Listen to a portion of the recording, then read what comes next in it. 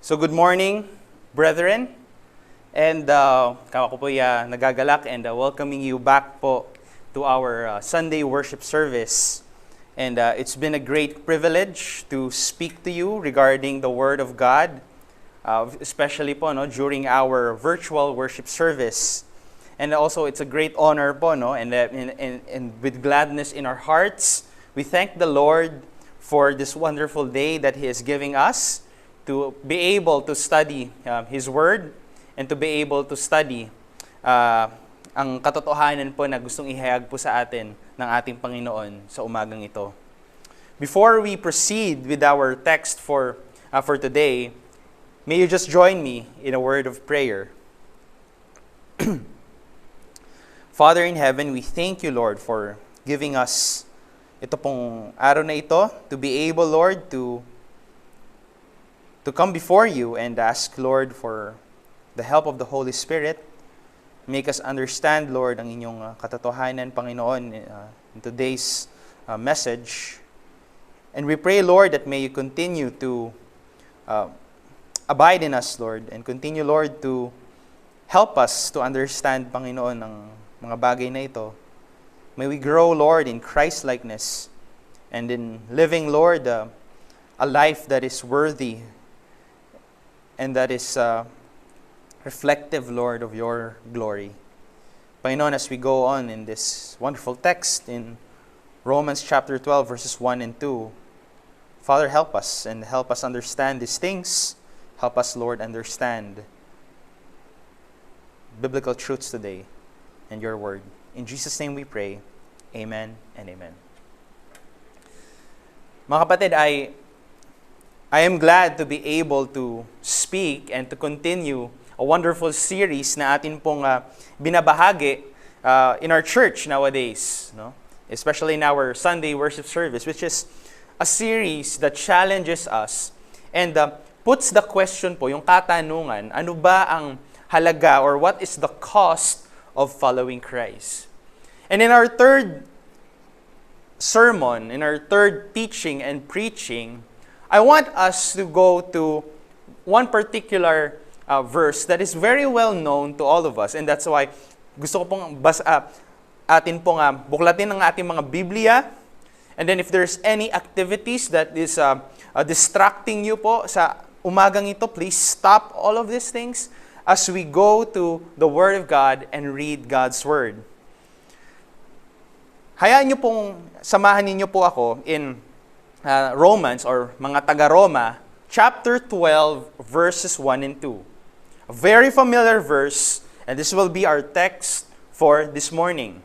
Again, this is God's infallible, inerrant word. Romans chapter 12, verses 1 to 2.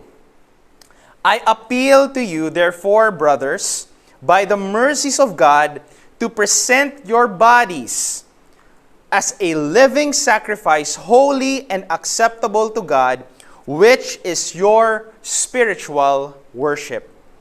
Verse 2, do not be conformed to this world, but be transformed by the renewal of your mind, that by testing you may discern what is the will of God, what is good and acceptable and perfect. Mga kapatid, we are looking at the cost of following Christ. And this has been a great series for all of us to be able to look at what it means to follow Christ. Ano ba yung halaga? Ano ba yung sakripisyo na nadadalhin po, or that is incumbent for every Christian believer para lamang po sundan si Kristo? Alam niyo po, marami po sa atin na professing Christians o nagsasabing sila ay mananampalataya, may mga bagay po na mahirap sa atin na bitawan. And sa totoo lang po, I can only name a few of these things, but most of the time po, sa atin pong buhay, ay yung ating pong atensyon ay nadadraw into sa dalawang mundo or into two places and not just one. What it means po, para ating sundan si Kristo, ay ibibigay po talaga natin ang lahat-lahat ng tayo. Yet po, napakadali po sa atin to substitute si Kristo para sa isang magandang for a job that is paying good. Siguro magandang mga oportunidad, quote and unquote, mga choices in our careers na hindi po natin binibigyan masyado ng malalim na pag-iisip kung ang mga bagay ba na ito would draw us out of the church, na ilalayo po tayo sa fellowship ng ating mga kapatiran, o ito po ba ay ilalayo tayo sa ating sariling personal growth sa grace at sa knowledge of our Lord Jesus Christ. You know, mga kapatid, ang mga desisyon po natin sa buhay, kayang-kaya po nila na i-mask yung kanilang sarili as quote and unquote blessings. Yet sa realidad po, nafe-fail po natin ma-recognize and realize na lahat po ng bagay na nanggagaling po sa mundong ito na nagpepresenta po sa atin bilang quote and unquote blessings, ngunit po kinukuha po sa atin ang ating fellowship, ang ating disiplina, ang ating relasyon sa Diyos is not anymore a blessing. Ngunit po, kayang-kaya po ng ating kaaway na gamitin po ito bilang isang deception na gagamitin niya po laban sa atin. You know, it is safe to say, mga kapatid, na ang Kristyanismo or Christianity ay hindi lamang po isang theological na kind of learning. Ngunit po ito ay completely practical. Dalawang bagay po ang nakikita ko po dito, and this is what we are going to focus this morning. As si Pablo po, inumpisahan niya po itong practical na parte po ng kanyang exhortation sa mga taga-Roma. The application part is in chapter 12 of 16 chapters of the book of Romans. From chapter 1 to 11, inihayag po ni Pablo ang kanyang doktrina, ang kanyang doctrinal part. And then, habang papaangat po ng papaangat ang doktrina ni Pablo, kanya pong itong itinapos sa chapter 11. And in chapter 12, siya naman po ay magtutungo sa practical. The book of Romans po supports kung ano po yung pinag-usapan po natin in our church's anniversary message in the cost of following Christ in the book of Luke. At sa libro pong ito, gusto ko pong tingnan po natin mabuti yung practical side ng mga bagay po na ating pong pinag-aaralan. Ngunit po, in any practical na convictions at any po na practical na theology, ito po ay may pinanggagalingan.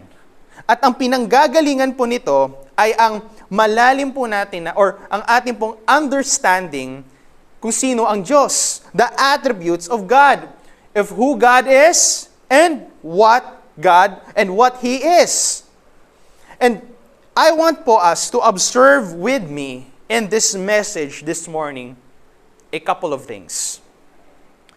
The first one is this, na si Pablo po binabase niya po lahat po ng bagay sa buhay ng isang Kristiyano. Ang ating moralidad, ang ating etika, nakabase po ang lahat ng ito in Christian doctrine or doktrina. Upon Christian of what a Christian believes. Para po kay Pablo, ang buhay na parte po, ang etikal na parte, ang moral na parte po ng ating buhay ay, kumbaga po, ito ay nagbubunga galing po sa ano ang atin pong pinaniniwalaan. Ano po ba yung ating doktrina? Ano po ba yung ating mga pinaniniwalaan na mga credo or creeds? Kaya nga po, napaka-delikado po at napaka-importante po para sa mga nakikinig ang atin pong mga itinuturo. Dahil lahat po, every bit of truth po na binibigay po sa atin ng Panginoon is truths na dapat po tayo ay napaka-responsible. Hindi po natin maaari na ilatag lamang po yan sa mga tao and say, and just leave them be. We have to be like Paul na meron po tayong pagsusumamo. That we beseech and we plead with our brethren. So the first question po na gusto ko pong makita natin po, how then shall we live? Papaano po ba tayo mabubuhay? Ito po kung tutuusin, ang katanungan that we have to ask ourselves every time. Atin pong itinuturo ang katotohanan, ibinibigay po natin ang katotohanan, at ngayon, papaano po natin ilalagay po, i-apply ang mga katotohanan na ito sa ating buhay. Mga kapatid, we will never be, hindi po tayo i-judge ng Panginoon if we are saved or not sa amount po ng katotohanan na nasa ating utak lamang po. Ngunit po, it is the amount ng katotohanan that we have lived with our life. Alam niyo po, in our generation, sa modern times po natin, in our time right now, itong thinking po na ito has been corrupted. Today po, we find it unimportant to ask about the hard things. We find it unimportant to ask a man kung ano ba yung pinaniniwalaan mo, kapatid. Ano ba yung mga kredong kinatatayuan mo? Ano ba, kapatid, ang iyong doktrinang pinaniniwalaan? Ano ba, kapatid, ang iyong pagkakaunawa sa isang iglesia? O kapatid, may iglesia ka ba? Or bakit wala kang iglesia, kapatid? Bakit hindi ka naniniwala sa mga kredo, sa mga doktrina? Ba't hindi mo nakikita na mahalaga ang mga doktrina? One of the greatest excuse po of a Christian believer na hindi po nagbibigay ng malalim na pag-iisip kung sino ang ating Panginoon is this. Sinasabi lamang, ginagamit po natin to na excuse that Jesus is enough. Mga kapatid, that is true. No doubt. But with that statement na sinasabi po natin that Jesus is enough, comes the question, a very important question, who is Jesus po sa atin? Who is Jesus po ba sa atin pong pagkakaunawa? Sino po ba itong Kristo na sinasabi ninyo, kapatid, na who is enough? Because mga brothers and sisters, a wrong understanding of who Christ is at ang kanyang mga attributes will lead to wrong belief and practices. Today po kasi, what we say na ang mahalaga lamang po is kung ano ang buhay ng isang taong yan. It's his practice, yan ang mahalaga. Kung papaano siya nabubuhay, yan ang mahalaga. And the faith, the creeds, the doktrina po na ating pong paniniwalaan ay hindi na po yan mahalaga. And that is the reason that sa panahon na ito, there is a cheap and shallow belief na nag-uugat po sa mga bagay na ito. And we have come po to expect to find plants na growing off po, yung mga seeds na growing off from thorns and thistles. Mga kapatid, there is walang ibang supreme na etika or ethic that is possible except sa ating pagkaunawa kung sino ang Diyos. And a deep and underlying faith na kasama po sa pagkaunawa natin kung sino ang Diyos. Ang practice kasi po is only the outgrowth po ng ating pinaniniwala ang mga doktrina, mga credo, and what we understand who Jesus Christ is and who God is. Now, in the Apostle Paul po, and here in the Bible, you will find po that doctrine, what we believe in, and our practices, Paul puts it on equal grounds. We live in a society po, mga kapatid, that of culture na very superficial. And it does not understand anymore the weightier matters of eternity sa buhay po natin ngayon. The importance po of God, His Word, His life.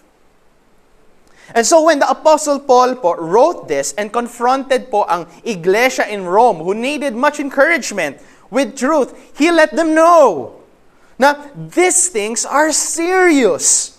And Paul invested in chapters 1 to 11, before this chapter 12, in deep doctrina or doctrine.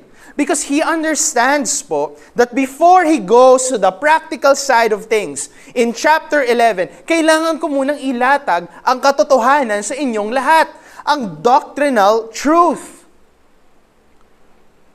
Mga kapatid, that's why even though the church in Rome needed just encouragement ang kailangan namin sa iyo, Pablo, dahil ang hirap na sitwasyon namin. No, what Paul did was not just give encouragement, but he gave them first the truth. Because parang halos mo sinasabi ni Pablo sa kanila, my encouragement to you, my loving care for you would not even matter if you do not know truth first. That's why po, when preachers or speakers, now we realize every time po, mga kapatid, and this is just a realization, that every time we teach the truth, every time the preachers preach the truth, kung tutusin po, we are going to be, to some people, a smell of death. That's who we're going to be. We are going to be to some people, that we smell like death to them. But to some people po, these words of God will become like a fragrance po of life, especially to others. Ngunit kapatid, there is no going back here. The truth is given to us. We are not called po to be comedians. Hindi po tayo tinawag kundi para maging magaling na magaling na mga tagapagsalita. Hindi po tayo tinawag na bilang isang storyteller lamang po. But we are called to be salt and light and to be a prophet in this wicked world. Tayo po ay supposed to be, may pagsusumamo po tayo. We have this, may paghihimok po tayo. We want to beg ang mga tao na i-align natin ang ating sarili sa kalooban ng ating Panginoon. And we can see this here. Paul says, I urge you. And hindi po siya si Pablo po ay hindi po nakikipag-usap dito sa mga hindi mananampalataya. Ang kausap po ni Pablo dito is us who are the believers. I urge you, believers. Paul says, I urge you, brethren. And what does he urge them po na gawin? He says, I urge you to present your bodies living in holy sacrifice. Mga kapatid, this is so much more than just giving out mga material na bagay po, financial things. There is so many things po kasi sa buhay po natin that is so easy lamang po to give away. Give help to the brethren, give be charitable, give out material things, clothes, or etc. Or even meals or food. All that is pretty nice things. But this is just all outside the body. And the scary part po of charitable giving, mind this mga kapatid, the scary part, nakakatakot na parte ng charitable giving, is lahat po yan kung tutuusin, can be done. Kaya po natin gawin ito while our heart is away from God. Nakikita niyo po yan. That there are so many artists, mga entertainers, na ginagawa lamang yan for marketing themselves. They can do it without even their hearts really wanting to do these things. Just for show. That's why what God is asking to us is not merely some kind of charity, mga kapatid. He is not asking of us, but we are commanded that we give ourselves sa Kanya in its entirety. Where ang purposes po ng paglapit natin sa Kanya is to cultivate godliness sa atin pong buhay and to cultivate a very high view of God. But each day po, habang po tayo ay nag-grow, our main occupation po sa buhay na ito ay ang pagbibigay natin every single day more and more and more sa Diyos. Ito po ay isang nalilimutan po nating aspeto ng sanctification o paglilinis sa atin. Hindi lamang po ito paggawa ng mga bagay na dapat at hindi paggawa ng mga bagay na hindi dapat. Ngunit po ang kabuuong ideya po nito is truly a matter ng ating puso. God is asking that He wants every chamber of ourselves, of our heart. He wants us to be His, and He might be with us as well. And He says po to offer ourselves, to present ourselves po. And He's not talking, hindi po pinag-uusapan dito about yung practices po. Na when you say offer yourselves up to God, hindi po dito ang pinag-uusapan, yung mga practices po natin bilang Kristiyano that has been so common in evangelicalism or in Christianity.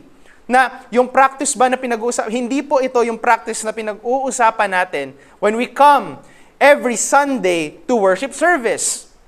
When we rededicate ourselves over and over and over and over again to God. But this is a prophetic call.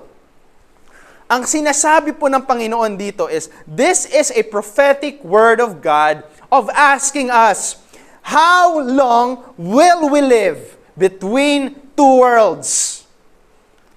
Between two opinions?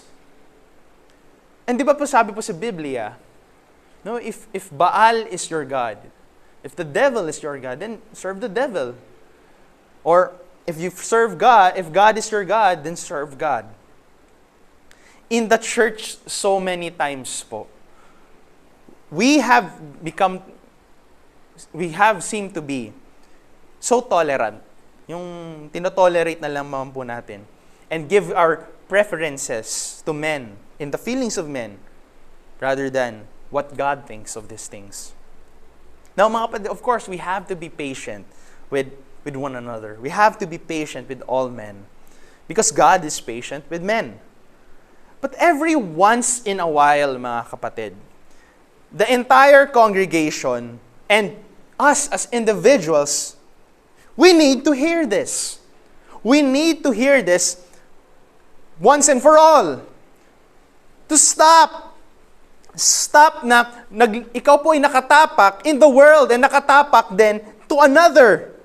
We need to hear this. We need to hear this call. Dahil po ang pinag-uusapan natin dito ay hindi lamang po parang maliit na Diyos or isang amo lamang po natin o isang quote-in-unquote best friend natin na fina-follow natin bilang isang alipin.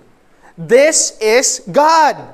And He demands absolutely every part of us. And kailangan alam po natin yan. And we need to know these things. Na, mga kapatid, hindi tayo ang bida sa kwentong ito. God is not primarily para sa atin in this story. God does not need you and I. And that is a fact. That is the truth. But everything that is happening po in us and His plan of redemption is about sa kaluwalhatian niya. He only cares about His own glory and the demonstration po ng kanyang kapangyarihan. That's why churches need to be warned to think na tayo ang bida in this story. That's why napaka-loose ng Christianity ngayon. That's why napaka-loose ng ating mga activities ngayon. Because we think na tayo ang bida. But kung tutusin, hindi po tayo ang bida. And people need to be warned na our activities po not only reflects upon who we are, but this also reflects upon God. So if we are in the world, we need to stop it. If we are living para lamang po sa ating sarili, ihinto na po natin ito. And ating pong talikuran ang mga bagay na ito. And lumapit po tayo sa Diyos in repentance and faith. Ipresenta po natin ang ating mga sarili. Even for us po, who are here today, who are believers in the Lord Jesus Christ, we need to hear this word. Dahil mga kapatid, at some point in our life, matatamaan po natin at mababasa pa rin po natin itong teksto na to in different times of our life. And you're going to need to hear this prophetic call to stop it at bumalik sa Diyos. Offer yourself to Him. And some of us po, will probably have experienced great success sa mundong ito. Be careful, mga kapatid, who experienced great success sa mundong ito. Be very careful. Kasi if you're not careful, oftentimes po, mga kapatid, we become spoiled. No? Tayo po ay nasa-spoil ng ating pong mataas na pagtingin sa ating sarili. That we think as if, for example, if we are a pastor or a leader of a church, na kayang-kaya na po natin ma-excuse to the heavy things of Christianity, to the sacrifice of Christianity. Minsan, ine-excuse pa natin yung ating edad. That because of our age, we can get away with some things. You know, mga kapatid, we cannot get away with these things just because of certain aspects po na we think we are excused because the people around us treat us differently. Kasi tinitrato tayo bilang CEO, tinatrato tayo bilang supervisor or manager, or maraming tumitingala sa atin is we are excused. And sometimes po, men and women who have experienced great success in this world, sometimes po, they will stop. Hihinto na from going out there to battle and begins to rest. Sometimes po, nagsinasabi natin, retired na ako in the things of this, the heavy things of Christianity. And because we think na marami na tayong pinagdaanan ng mga victories, na enough na yung mga katagumpayan na nakuha ko in my Christian life, and then rest at home. When we should still be in battle. And we need to hear this over and over and over in our life, because the day we rest is in our dying breath. That's Christianity, mga kapatid. And we have to make sure, until our dying breath, we must make sure that we are presenting ourselves to God. Now, it is an interesting thing here, when we say, present our bodies. It seems strange nga po kung say, present your bodies. Well, at least today po, this has wonderful application.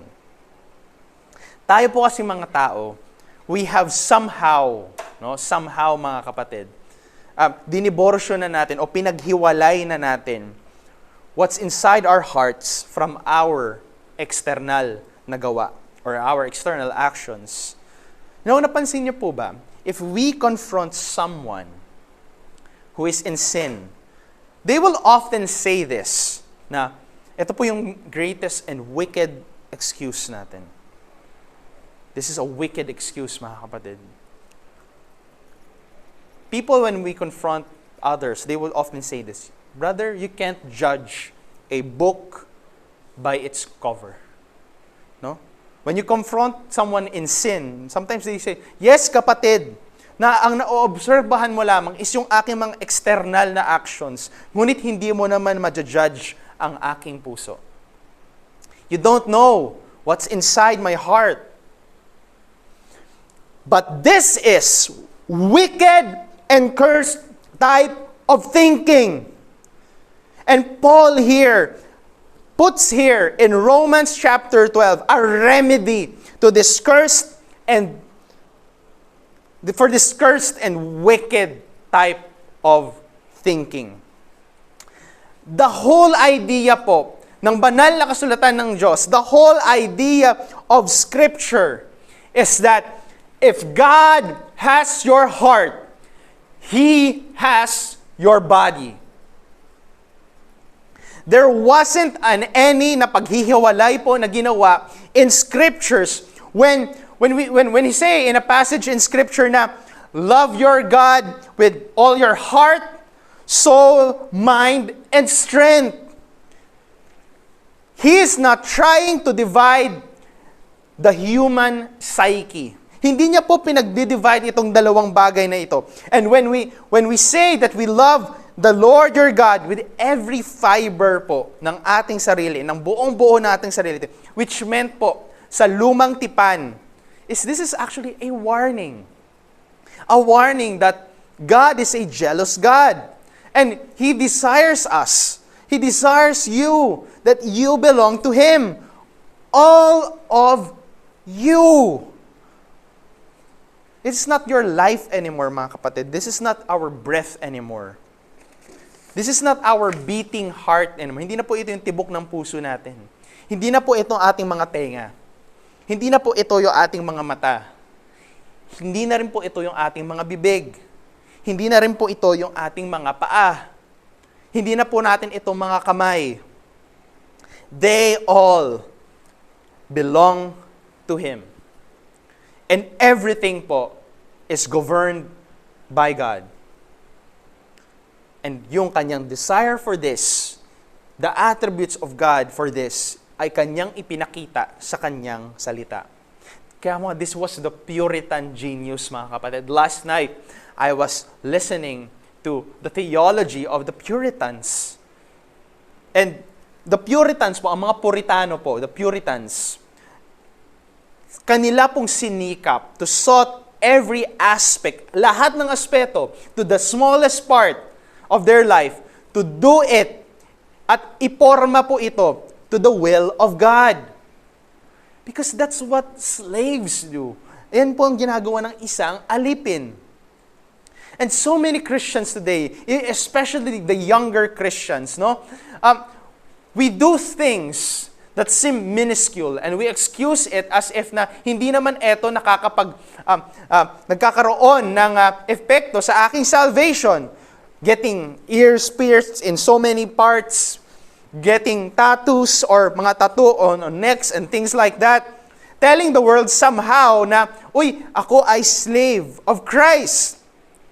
But for me, mga kapatid, let's just stay away from this foolish and external things na hindi naman po nagbabanggit at hindi naman po sinasabi and tells me nothing about ang ating posisyon before God. But yung poverty po ng espiritu, yung ating pagkalungkot sa ating kasalanan, yung ating ligaya po sa pagluluwalhati sa ating Panginoon, yung ating paggawa po para sa ating Panginoon at makita ang Panginoon sa ating buhay, these are the things that tells me that we are servants of Christ, servants of God. And submitting po yung ating mga kalooban tells us that we are slaves o at tayo po ay alipin ng ating Panginoon. And our actions po, no doubt, tells us po yung nilalaman ng ating puso. Kaya nga po, offer ourselves sa Kanya bilang isang sakripisyo. It's impossible po na pag-uusapan natin ang sakripisyo kung hindi po natin pinag-uusapan ang loss. of loss. Hindi po small na mga inconveniences ang pinag-uusapan natin dito. Mga kapatid, have you counted the cost? Since our message in Luke, mga kapatid, if you are truly going to walk with God, merong malaking kawalan sa atin. Dahil may kamatayan po kasi sa sarili. Napakaraming bagay po ang dapat talagang putulin natin sa ating buhay in order na ang malalaking bagay, the greatest things and the superior things of God ay maipasok po sa ating buhay. Great sacrifice. Yung components po ng physical na buhay natin, including the mind po, ang ating kaisipan, ang ating mga desires, ang ating mga kalooban na sumasama kasama nito dahil po sa ating pagiging for the unbelievers, for unredeemed humanness, I submit, mga kapatid, that it's not easy. I submit to all of you, it's not easy. Pero sabi ni Pablo po sa taga-Roma in Romans 6, "Let not sin reign in your mortal body, but yield your members as instruments of righteousness unto God." Well, hindi po ito madali, mga kapatid, and I submit that to you. But here's the thing. Though hindi po ito madali, ito po ang bagay na pinakamahalaga sa lahat. These are the things that is essential. It is essential po para sa atin na ibigay ang ating mga katawan. And I tell you po, nakakatakot tingnan o nakakatakot isipin kung gaano kadominante ang ating katawan over sa ating redeemed soul. Parang may hatak pa rin po ang ating katawan na makasalanan. Yung sentro po ng desire, ng mga disease, mga depression, mga doubt, ay kung tutuusin, ito po ay parang tapakan or a beachhead ng temptasyon para po tayo ay mahuhulog sa kasalanan. Kaya nga, no wonder, mga kapatid, Paul said in 1 Corinthians 9 verse 27, "I beat my body into subjection." Ang Griegong salita na ginamit niya po, kung tutuusin, is literal na sinabi niya na I need to punch, suntukin ang aking katawan, bugbugin ang aking katawan. That's why this is no easy thing. It's a day-to-day thing. Araw-araw po ito. And he said, "I die daily." Ano pa ibig sabihin ni Pablo dito? That daily I put my own flesh to death. Pinapatay ko ang kasalanan at aking pong binibigay ang aking buong buo, ang maximum effort ko upang patayin ito. Kaya nga po, if it's so hard, kung napakahirap po ba nito, ito po yung katanungan na mahalaga.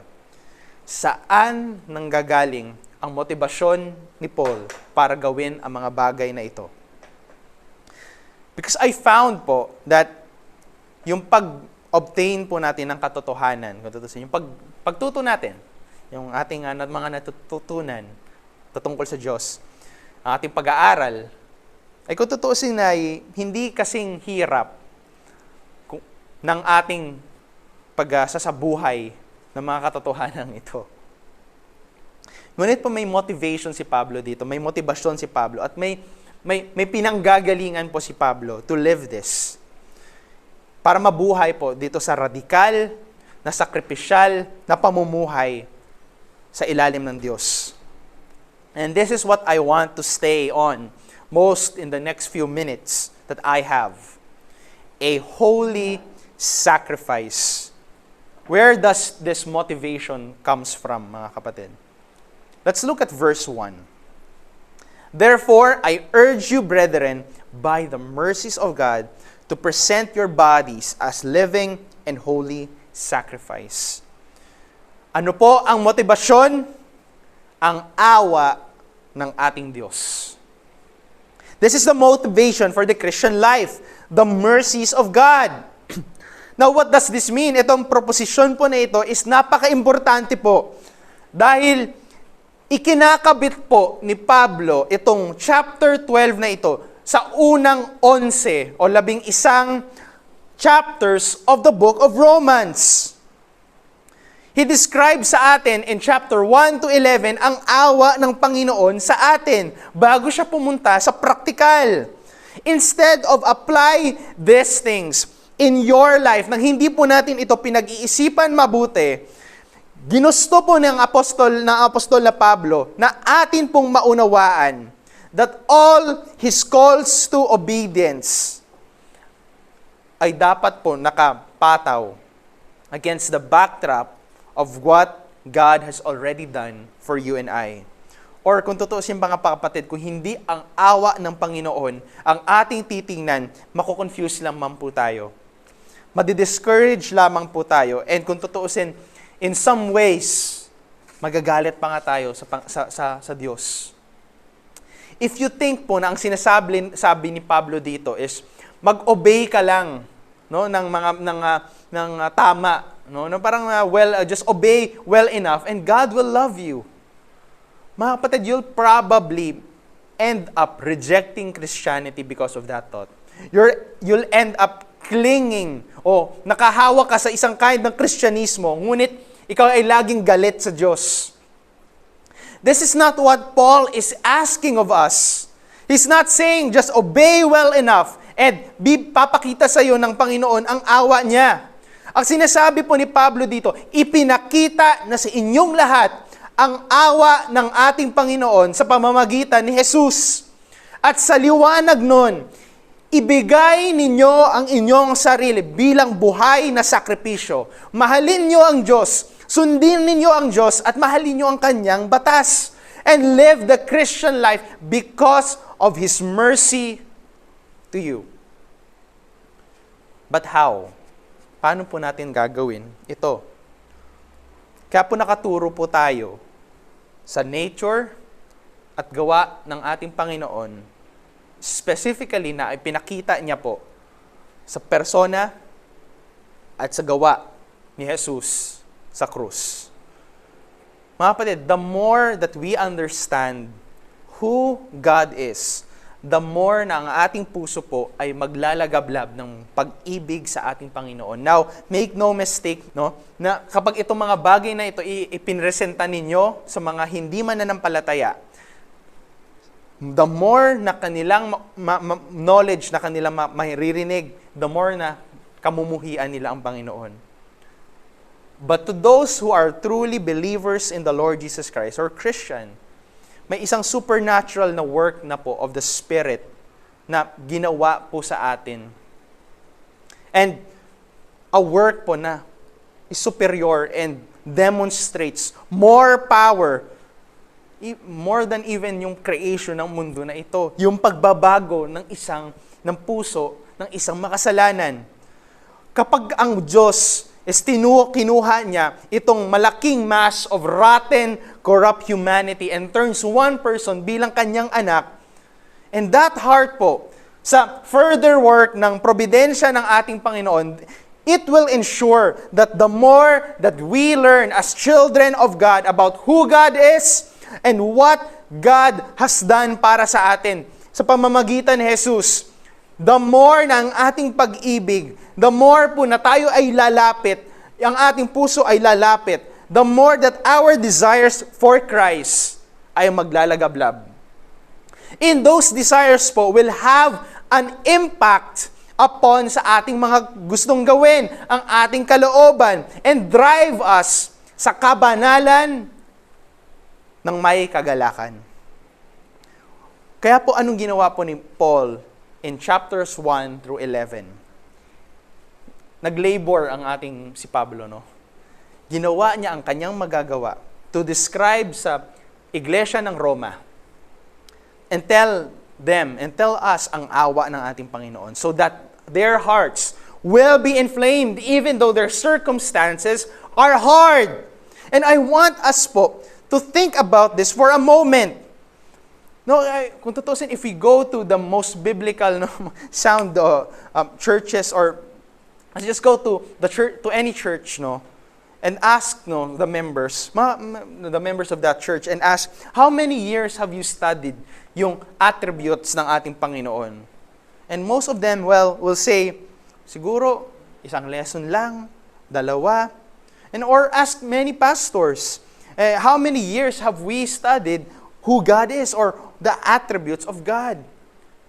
There are specific passages that talks about the attributes of God. And we will see some kind of problema na dito, no?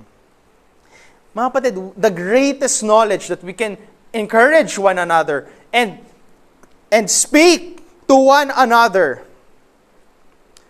The knowledge of God na ating pong pinag-uusapan is, kung tutuusin po, is the attributes of God.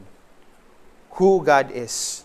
That's why po, one of the reasons that I would again submit sa inyo po, to you, that even us po, Christians, that even us converted hearts,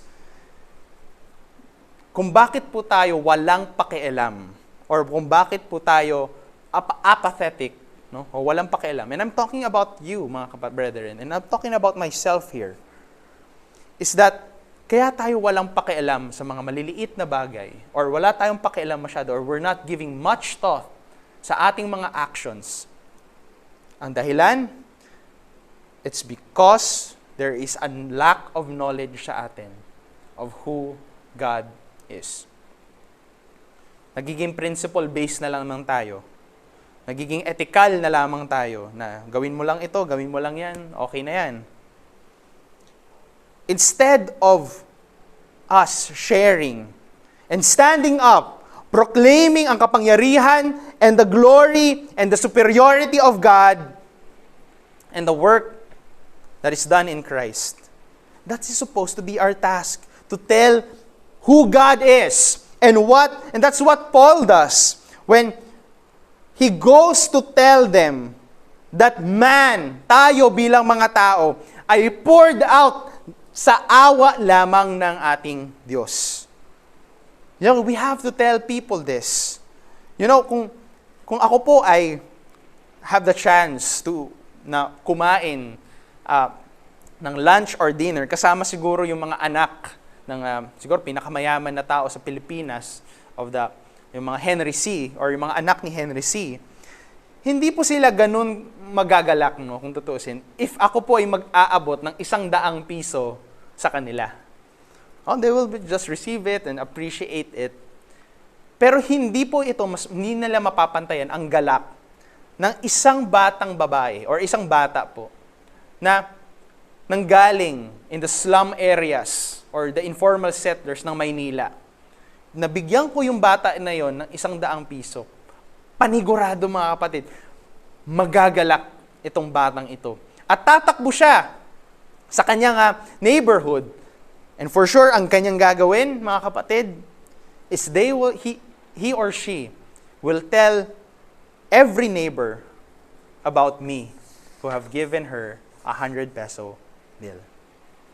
And in order po to appreciate the nature of the person and the work of God on our behalf in Christ, kailangan mainunawaan natin yung mga natututunan natin, mga kapatid. And maybe, mga kapatid, some of you ay galit po sa akin at this time. And why did I spend so much time talking about yung kalubugan natin bilang tao or yung depravity ng ating puso? And I'm saying this, brothers and sisters, because I want us to love God. Kasi, mga kapatid, we don't love God. You don't love God as much as we need to love God. Laging kulang. Because we do not understand po, mga kapatid, kung gaano tayo pinatawad ng Panginoon. Walang nagsasabi kasi sa atin kung gaano tayo kalubog sa kasalanan. And so Paul po, he labors in chapters, out of the 16 chapters, to love and appreciate ang Diyos. He goes through chapters 4 and 5, and diniscuss niya po yung wonderful message ng grasya ng ating Panginoon and salvation through faith.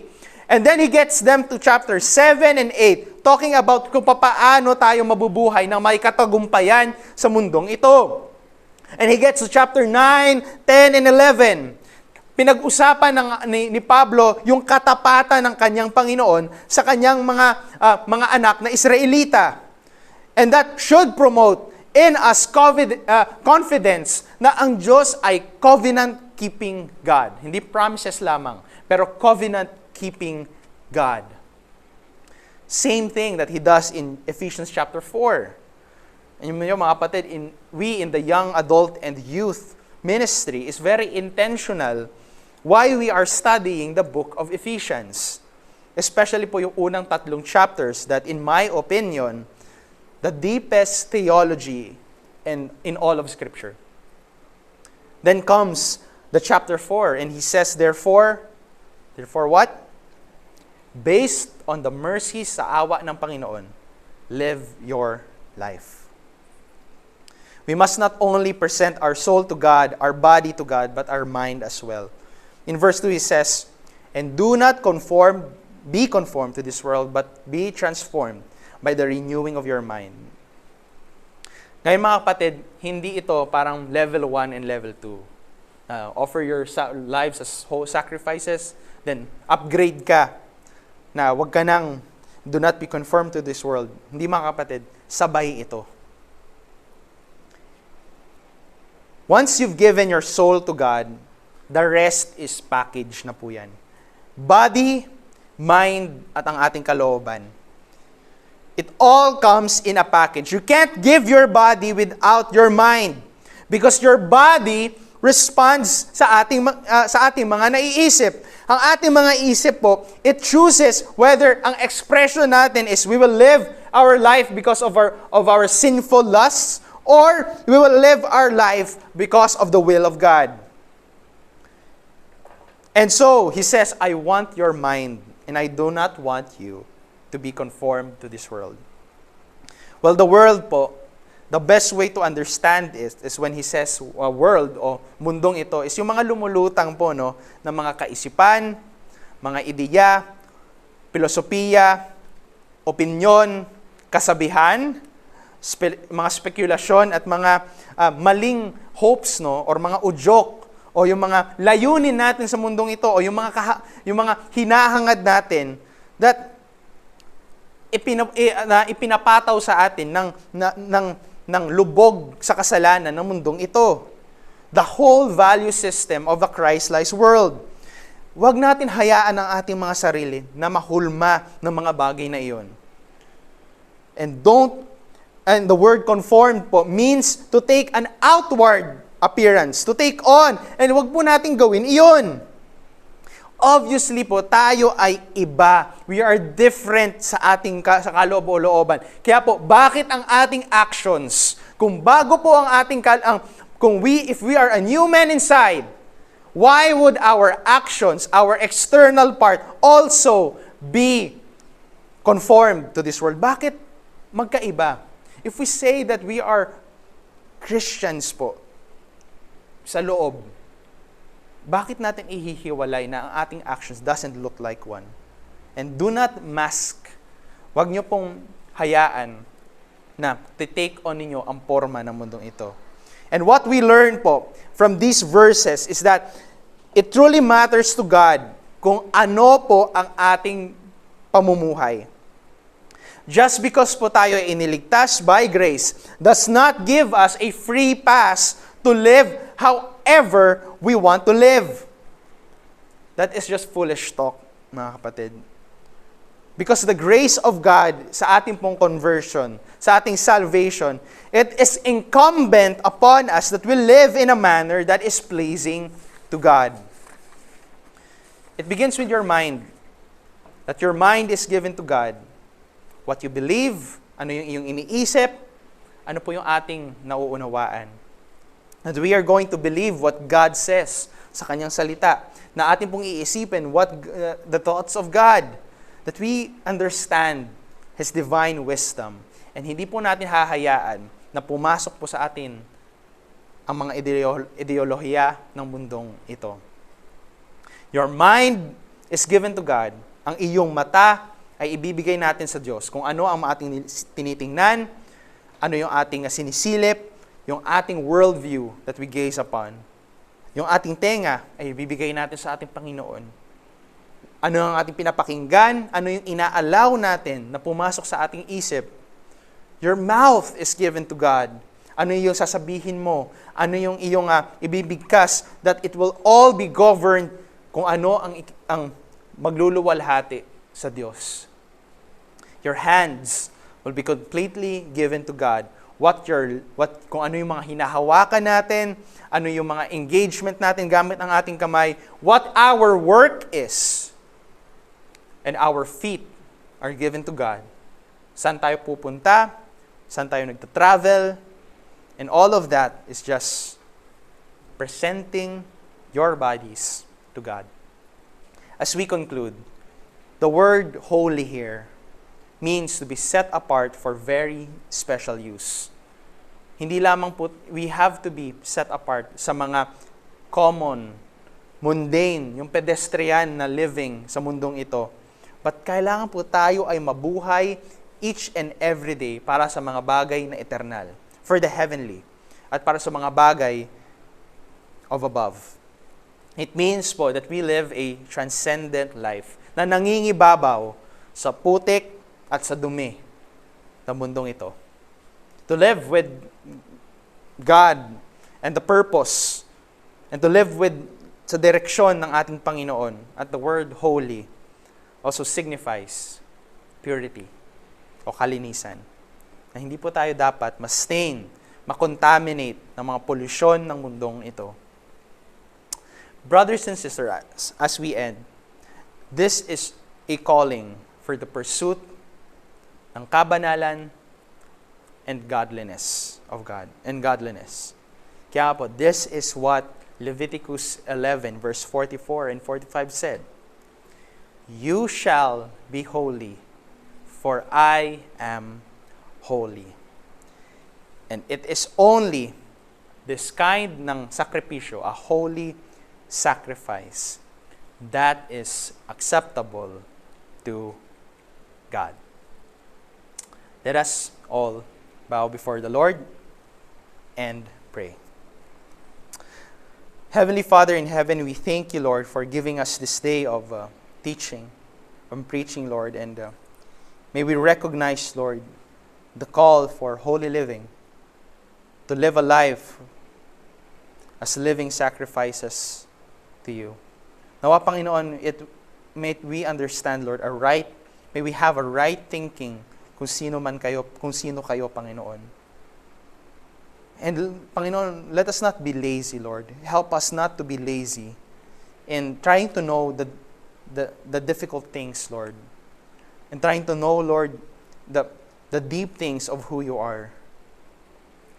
Lord, it is only po, Panginoon, sa aming tamang pagkakaunawa kung sino kayo, is where we will be able, Lord, to conform yung aming mga gawa na naaayon sa iyong kalooban. If hindi namin alam, mga Panginoon, ang mga bagay na ito, kami pa rin po ay mamumuhay ayon lamang sa aming opinyon. Ayon lamang po sa aming mga kagustuhan.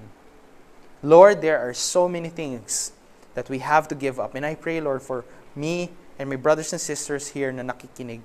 Lord, nawa, Panginoon, may we have a conviction, a deep, deep conviction, na bitawan namin ang mga bagay, Panginoon, and humble ourselves before you, knowing, Lord, that you will be able, Lord, to sustain us until our dying breath.